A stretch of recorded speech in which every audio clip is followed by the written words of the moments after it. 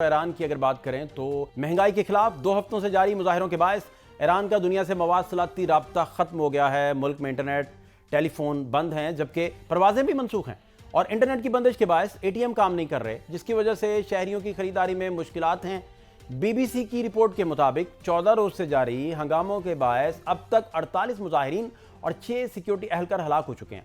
उधर अमरीकी जरीदे टाइम ने 217 मुजाहिरीन के हलाक होने का दावा किया है और ज्यादातर अफराद गोलियां लगने से हलाक हुए हैं, लेकिन ईरानी हुकाम इन हलाकतों की तस्दीक नहीं कर रहे। जबकि यही अमरीकी जरीदे वाशिंगटन डीसी की human rights activist news agency के हवाले से लिखता है कि ईरान में अब तक कम अज कम 63 अफराद जान की बाजी हारे हैं, जिनमें 49 आम शहरी हैं। टाइम मैगजीन ने तेहरान के मेयर के हवाले से भी ये दावा किया है कि मुजाहिरीन ने 26 बैंकों, 2 हॉस्पिटल्स और 25 मसाजिद और पुलिस तंसीबात और 48 फायर ट्रकों को भी नुकसान पहुंचाया। दूसरी जानिब अमेरिका के सदर डोनाल्ड ट्रंप बदस्तूर ईरानी क़यादत को धमकियां दे रहे हैं और व्हाइट हाउस में सहाफ़ियों से गुफ्तगू करते हुए उनका कहना था कि ईरान की सूरत हाल पर उन्होंने गहरी नज़र रखी हुई है। उन्हें ऐसा लगता है कि ईरान के कुछ शहरियों पर लोग काबिज हैं, वहाँ की हुकूमत बड़ी मुसीबत में है और अमेरिका अपने मुफादात के लिए किसी भी मुल्क में कार्रवाई का हक रखता है। हम इतनी शिद्दत से उन्हें मारेंगे कि उन्हें बहुत तकलीफ होगी, लेकिन इस मुदाखलत का मतलब ईरान में फौज उतारना नहीं है। उधर ईरान की वजारत खारजा का कहना है कि दाखिली मामलात पर अमरीकी बयानात मुदाखलत और धोखादही हैं। अक़वाम मुत्तहिदा रियासती खुद मुख्तारी के तहफ़्फ़ुज़ और मुदाखलत रोकने के लिए आगे आए, जबकि अक़वाम मुत्तहिदा में ईरान के मुस्तकिल मंदूब का कहना है कि अमरीका इसराइल के साथ मिलकर इश्ताल और तशद्दुद की हौसला अफजाई कर रहा है। ये इक़दामात अक़वाम मुत्तहिदा के चार्टर और आलमी कवानीन की सरीहन खिलाफ वर्जी हैं। पाकिस्तान में तैनात ईरान के सफ़ीर का कहना है कि ईरान ने अपनी तारीख में 12 साजिशों का सामना किया और हर बार सुरखरू हुआ। ईरानी अवाम की अक्सरियत रियासत और सिक्योरिटी इदारों के साथ खड़ी है और ईरानी कौम अपनी तहजीब और क़यादत के साथ हर साजिश को नाकाम बनाएगी। दूसरी जानिब बरतानिया, फ्रांस और जर्मनी की क़यादत ने एक मुश्तरका बयान जारी किया है, जिसमें ईरानी फोर्सेस से कहा गया है कि वो मुजाहिरीन पर तशद्दुद ना करें। जबकि वाशिंगटन डीसी में मुकीम शहनशाह ईरान के साहबजादे रजा पहलवी ने ट्रंप से ईरान में फौरी मुदाखलत की अपील की है। जबकि एक खबर के मुताबिक रजा पहलवी ने ईरान के लिए 100 रोजा मंसूबे का खाका भी जारी किया है। एलन मस्क की सोशल मीडिया ऐप ने अपनी इमोजी में ईरान के मौजूदा झंडे को पुराने वाले झंडे से तब्दील कर दिया है, जो शहनशाह ईरान की याद ताज़ा करता है। ईरान में बिगड़ती सूरत हाल पर पाकिस्तान के सफारत खाने और कौंसलेट की जानिब से अपने शहरियों को मोहतात रहने की हिदायत भी की गई है और गैर जरूरी सफर से रोका भी गया है।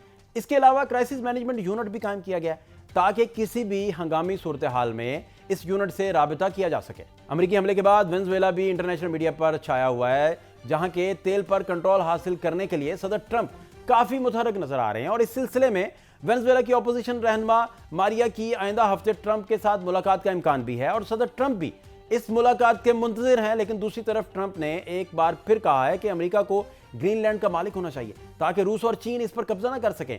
दूसरी जानिब पाकिस्तान के हवाले से ब्लूमबर्ग का कहना है कि तुर्किया पाक सऊदी दिफाई इत्तेहाद में शामिल होने का ख्वाहिशमंद है। अगर ऐसा हो गया तो नई सिक्योरिटी सफबंदी मशरक़ वुस्ता और इससे आगे भी ताकत का तवाज़ुन बदल देगी। पाकिस्तान और सऊदी अरब ने गुज़श्ता साल सितंबर में दिफाई मुआहदा किया था, जिसके मुताबिक किसी एक मुल्क के खिलाफ भी जारियत दोनों मुल्कों के खिलाफ जारियत तस्वुर होगी। इसी हवाले से डॉक्टर कमर चीमा साहब हमारे साथ मौजूद हैं, बैनुल-अक़वामी अमूर के माहिर हैं। बहुत शुक्रिया चीमा साहब वक्त देने के लिए। चीमा साहब, कल सुप्रीम लीडर जो हैं ईरान के, उनका भी स्टेटमेंट आया। उन्होंने कहा कि जो ट्रंप साहब का जो हशर है वो नमरूद और फ़िरौन जैसा होगा। फिर जवाब में जो है सदर ट्रंप ने कहा कि वो बड़ी मुसीबत में है, इतनी शिद्दत से वो उन्हें मारेंगे कि उन्हें पता नहीं चलेगा, इस तरह का डिस्कशन। तो ये बात बढ़ गई और फिर वहाँ एहतजाज जो इंटरनेशनल जरीदे रिपोर्ट कर रहे हैं वो पिक्चर कोई और है, ईरान कोई और बात कर रहा है। क्या देख रहे हैं आप ये सारे मामलात चीमा साहब? बहुत शुक्रिया। देखिए, पहली बात तो ये है कि ये एहतजाज तब हो रहे हैं जब ईरान की एक 12 दिन की जो जंग है अभी हाल ही में कुछ महीने पहले इजराइल और जो अमेरिका के साथ हुई, तो ईरान ने अपनी एक अथॉरिटी इस्टेब्लिश की, उन्होंने अपने आप को बताया कि हमने रेजिस्ट किया है। उसके राइट आफ्टर ये जंग का ये प्रोटेस्ट का निकलना, जो ईरान ने डिविडेंड्स अचीव किए थे, ये सारे जो है समझ लें हवा में उड़ सकते हैं, पहली बात। दूसरी बात यह है कि ईरानी सिस्टम का ये जो फॉरेन इंटरवेंशन है उसको ना रोक पाना और बार बार इस तरह के मुजाहरे होना, देखिए 2022 में एक वुमेन ख़वातीन के हवाले से एक मूवमेंट चली, जी। कुछ ग्रीन मूवमेंट माज़ी में चली। हुँ। मुख्तलिफ़ किस्म के प्रोटेस्ट चल रहे हैं और उसकी ज़ाहिर बात है जो बड़ी वजह है कि यूथ बल्ज है वहाँ पे, पॉपुलेशन बढ़ रही है, कोई टेक्नोलॉजिकल बूम नहीं है, कोई इंडस्ट्रियल बूम नहीं है, फाइनेंशियल क्राइसिस बहुत ज़्यादा हाई हैं, पाबंदियाँ हैं। तो लग ये रहा है कि इंटरनली चीज़ें सॉर्ट आउट नहीं हो रही, जिसका फ़ायदा एक्सटर्नल प्लेयर्स उठा रहे हैं और एक्सटर्नल प्लेयर्स ये समझते हैं कि क्यों ईरान कमज़ोर हो चुका है खित्ते में। अब सीरिया में वो एक गवर्नमेंट नहीं रही जिसको ईरान सपोर्ट करता था। लेबनान के अंदर जो प्रॉक्सीज़ थी वो नहीं रहीं।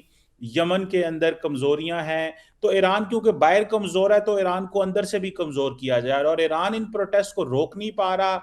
लोग जो हैं वो सड़कों पे बड़ी तादाद में निकले हैं। फिर आपको ये भी पता है कि एक जेन ज़ी फैक्टर चला था, जिसने बहुत सारे मुल्कों में आपने देखा बांग्लादेश में क्या हुआ, नेपाल में क्या हुआ।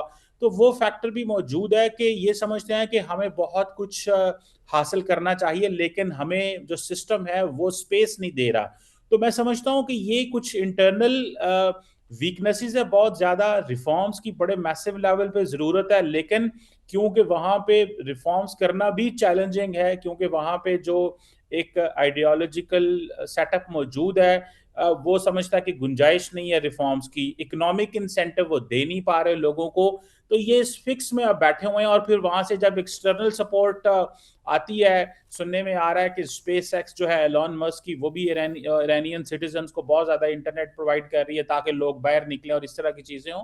तो बहरहाल ये एक जो है वो एक है चैलेंज जो है, हम जो नेबरिंग कंट्री हैं ईरान के, हम और पूरा खित्ता इसको बहुत केयरफुली देख रहा है कि अगर ये वहाँ पे क्योंकि ट्रम्प साहब ने तो ये भी कहा, जैसे आप अपने इंट्रो में कह रहे थे कि अगर तुमने गोली चलाई तो हम आ जाएंगे, तो बहुत सारे लोगों का ख्याल ये है कि पहले ईरानी फोर्सेस को एग्जॉस्ट होने दें और हो सकता है बाद में अमेरिकन जो हैं वो या बाकी इजरायली जो हैं वो कोई ऐसा ऑपरेशन करें। लेकिन हमेशा इस तरह की सिचुएशन में यही होता है कि बाहर से अगर कोई आए तो इंटरनल यूनिटी जो है वो बन जाती है। डॉक्टर साहब, ईरान ईरान के मौजूदा सेटअप के लिए, उनकी गवर्नमेंट के लिए कितना दिक्कत वाला होगा, मुश्किल होगा? हालांकि अभी तक के जो स्टैट्स हैं वो आप बेहतर समझते हैं।